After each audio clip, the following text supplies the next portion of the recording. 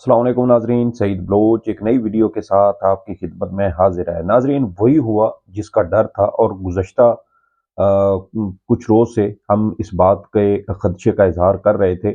और अब जो ताज़ा तरीन अपडेट है वो ये है कि सेनेट के आम इंतखाबात से महज 12 घंटे पहले पाकिस्तान तहरीक इंसाफ के खिलाफ एक बड़ी वारदात डाल दी गई है। और ये वारदात कौमी असम्बली से मुतल्लिक है। ये क्या मामला है, इसकी तफसीलात आपके साथ शेयर करेंगे। इसके अलावा ज़िमनी इंतखाबात के दौरान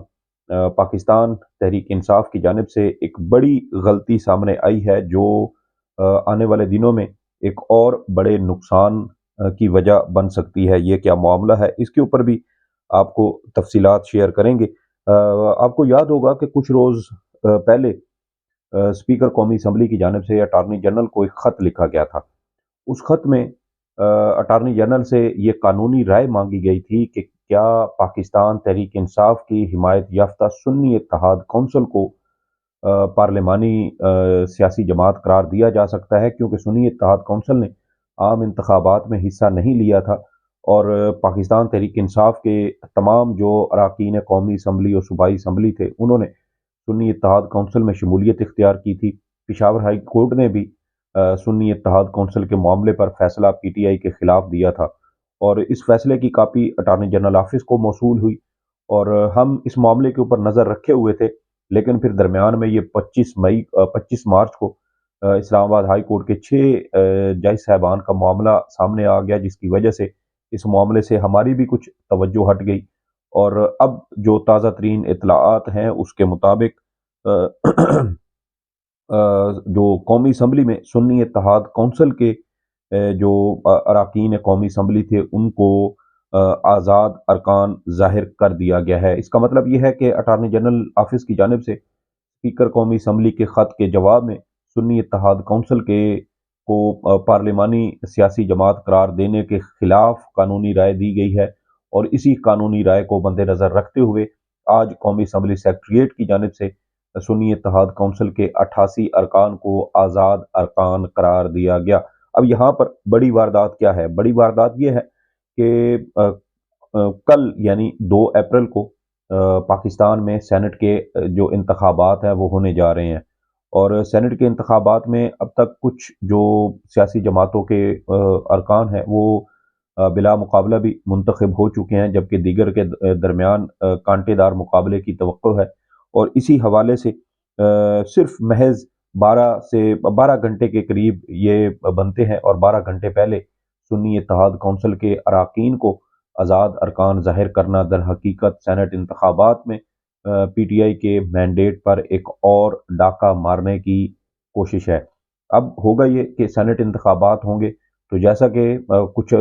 दिन पहले शेर अफजल मरवत की जानिब से इस खदशे का इजहार किया गया था कि पंजाब में पीटीआई के 40 अरकान असम्बली जो है वो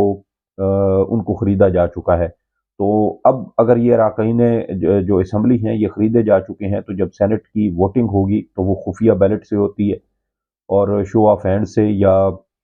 ओपन बैलेटिंग उसकी नहीं होती। तो इस वजह से कितने अरकान इसमें अपना वोट बेचते हैं, अपनी राय तब्दील करते हैं। अब वो आज़ाद अरकान हैं, उनके ऊपर पार्लिमानी सियासी जमात की हिदायत जो हैं उसका भी इतलाक़ नहीं होता। और जब तक वो इतलाक़ नहीं होगा तो फिर उनके खिलाफ आइन के आर्टिकल 63A के तहत मुनरिफ होने की बुनियाद पर कोई रेफरेंस भी दायर नहीं किया जा सकता। उनके खिलाफ उनको डी सीट करार देने के लिए भी स्पीकर कौमी असम्बली को ख़त नहीं लिखा जा सकता, क्योंकि मामला यही है। और हमने अब से तकरीबन कोई हफ्ता 10 दिन पहले मैंने एक वीडियो की थी, और उस वीडियो में मैंने ये आप सबको बताया था कि मुमकिना तौर पर सेनेट इंतखाबात में पाकिस्तान तहरीक इंसाफ के खिलाफ एक और जो है वो डाका मारने की कोशिश की जा रही है। पीटीआई के मैंडेट एक बार फिर छीनने की कोशिश की जा रही है। और अब जो ताज़ा तरीन इतलात सामने आई हैं उसके मुताबिक ये तैयारी मुकम्मल हो चुकी है। कल 2 अप्रैल को सेनेट के आम इंतखाबात होंगे, और जब सेनेट के आम इंतखाबात होंगे तो फिर पीटीआई के जो मैंडेट है उसके ऊपर डाका डाला जाएगा। और आज़ाद अरकान करार देने की यही एक बड़ी वजह थी کہ پی ٹی آئی کے جو لوگ ہوں گے ان کو خریدا جا سکے، بہت سارے ایسے بھی ہوں گے جن کے ساتھ شاید گفتگو بات چیت مکمل ہو چکی ہو، شاید پیسے بھی پہنچائے جا چکے ہوں۔ یہ بھی ممکن ہے کہ عمران خان کے یہ جو اراکین قومی و صوبائی اسمبلی ہیں ان میں سے کوئی بھی نہ ٹوٹ سکے۔ اس کی وجہ یہ ہے کہ جس طرح کی فستائیت کا مقابلہ یہ کر کے آئے ہیں تو ممکن ہے کہ یہ عمران خان کے ساتھ وفادار رہیں، لیکن ایک یہ بات اپنی جگہ موجود ہے کہ ان اراکین سے رابطہ ضرور کیا گیا ہوگا، اور یہ بھی بات جو ہے وہ حتمی ہے کہ تمام ارکان اتنے پختہ ایمان کے بھی نہیں ہوں گے کہ ان کے سامنے کروڑوں روپے پڑے ہوں اور وہ اس سے فائدہ نہ اٹھائیں۔ ہر ایک کا ایمان ایک جیسا نہیں ہوتا، ہر ایک کی جو سیاسی وفاداری ہے وہ بھی ایک جیسی نہیں ہوتی، لیکن دیکھنا یہ ہے کہ جب سینٹ الیکشن ہوں گے تو اس میں کیا پی ٹی آئی کے اراکین قومی و صوبائی اسمبلی اپنی جو وفاداری ہے وہ تبدیل کرتے ہیں یا نہیں، کیونکہ اس وقت وہ آزاد ارکان ہیں، اور آزاد ارکان ہونے کی وجہ سے ان کے اوپر سنی اتحاد کونسل کی پارلیمانی پارٹی کی ہدایات کا بھی اطلاق نہیں ہوتا۔ 2022 میں سپریم کورٹ آف پاکستان میں صدارتی ریفرنس کا جو فیصلہ آیا تو اس کے مطابق پارلیمانی پارٹی کی ہدایات کی خلاف ورزی کی صورت میں جو اراکین قومی و صوبائی اسمبلی ہوں گے وہ منحرف قرار دیے جائیں گے، اور منحرف ہونے والے جو قومی و صوبائی اسمبلی کے اراکین ہوں گے اس کے خلاف پارلیمانی پارٹی کا سربراہ الیکشن کمیشن آف پاکستان کو خط لکھ سکے گا، اور خط لکھنے کے بعد الیکشن کمیشن اس کا جائزہ لے گا، اور پھر اس کے بعد جو متعلقہ اراکین یا رکن ہوگا اس کو ڈی سیٹ کر دیا جائے گا۔ تو اور اس کے علاوہ ان کا جو ووٹ ہوگا وہ بھی شمار نہیں کیا جائے گا، لیکن چونکہ سینٹ کے الیکشن خفیہ ووٹنگ سے ہوتے ہیں تو اس لیے یہ نہیں کہا جا سکتا کہ کون سے رکن نے کس کو ووٹ دیا، لیکن کم از کم وہ ڈی سیٹ ضرور کیے جا سکتے ہیں۔ اس کے علاوہ جو دوسری غلطی جو پاکستان تحریک انصاف کی جانب سے کی گئی ہے وہ میرے خیال میں وہ ایک بلنڈر بھی اس کو قرار دیا جا سکتا ہے، اور بڑی حیران کن بات یہ ہے کہ پی ٹی آئی کی جانب سے اس غلطی کو سدھارنے کی بھی کوشش نہیں کی گئی۔ آپ کو یاد ہوگا گزشتہ ماہ مارچ کے شروع میں پی ٹی آئی کی جانب سے انٹرا پارٹی انتخابات کروائے گئے تھے، اگرچہ 5 مارچ کو اکبر ایس بابر نے جو ایک عادی جو درخواست گزار کی طرح یہ شخص ہیں، اور پی ٹی آئی جو بھی کرتی ہے یہ ہمیشہ اس کے خلاف کھڑے ہوتے ہیں، اور ان کی جانب سے 5 مارچ 2024 کو الیکشن کمیشن آف پاکستان میں ایک بار پھر پی ٹی آئی کے انٹرا پارٹی انتخابات کو چیلنج کیا گیا تھا، اور کہا گیا تھا کہ پی ٹی آئی کو پلیٹ فارم استعمال کرنے کی اجازت نہ دی جائے۔ اب قانون کے مطابق یہ ہے کہ الیکشن کمیشن کو جب کوئی بھی سیاسی جماعت انٹرا پارٹی انتخابات کرواتی ہے تو ایک ہفتے کے اندر اندر، 1 یا 2 ہفتے کے اندر اندر اپنے جو پارٹی کی جو نو منتخب کابینہ ہوگی اس کی تفصیلات جو ہیں وہ الیکشن کمیشن کو جمع کروانی ہوتی ہیں، اور پھر الیکشن کمیشن اس کو جائزہ لے کر اس پر اپنا جو نوٹیفیکیشن ہے وہ جاری کرتا ہے۔ لیکن حیران کن بات یہ ہے کہ اگر پی ٹی آئی کو یہ چیزیں ذہن میں تھیں کہ جو سنی اتحاد کونسل ہے اس کو غیر پارلیمانی سیاسی جماعت قرار دیا جا سکتا ہے، اور جب سنی اتحاد کونسل کو غیر پارلیمانی سیاسی جماعت قرار دیا جائے گا تو پھر پی ٹی آئی کے پاس کم از کم بیک اپ پلان یا پلان بی لازمی ہونا چاہیے تھا، اور انٹرا پارٹی انتخابات مارچ کے شروع میں ہی کروائے جا چکے تھے، تو پی ٹی آئی کو اس بات پر اصرار کرنا چاہیے تھا کہ الیکشن کمیشن آف پاکستان ان کو جو انتخابی نشان ہے وہ الاٹ کرے، یا پی ٹی آئی کے انٹرا پارٹی انتخابات کے خلاف جو درخواستیں دائر کی گئی ہیں اس کے اوپر فوری طور پر سماعت کی جائے، اور سینٹ انتخابات سے پہلے پہلے الیکشن کمیشن اس کے اوپر بھی فیصلہ سنائے۔ لیکن پی ٹی آئی کی جانب سے بظاہر ایسی کوئی جو پھرتی ہے وہ ہمیں نظر نہیں آتی، کیونکہ اگر سینٹ انتخابات سے پہلے پہلے یہ معاملہ حل ہو جاتا تو یہ زیادہ بہتر تھا، اس کا پی ٹی آئی کو فائدہ ہوتا، اور پھر آگے جب قومی اور صوبائی اسمبلی کی جو سیٹیں خالی ہوئیں وہ تقریباً 23 کے قریب غالباً یہ سیٹیں ہیں جس کے اوپر اب ضمنی انتخابات اپریل کے مہینے میں ہی ہونے والے ہیں، تو جب ضمنی انتخابات ہوتے تو پی ٹی آئی اپنے انتخابی نشان بلے پر دوبارہ ضمنی انتخابات میں اگر حصہ لیتی، اور اس کے ساتھ یہ جو سنی اتحاد کونسل کے آزاد اراکین ہیں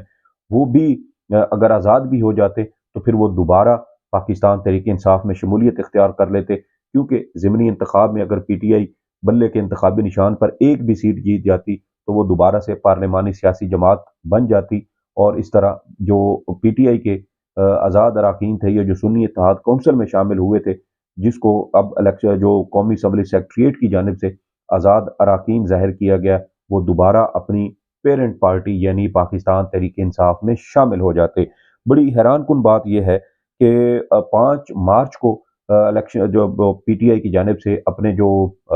نومنتخب کابینہ تھی انٹرا پارٹی انتخابات کے سلسلے میں،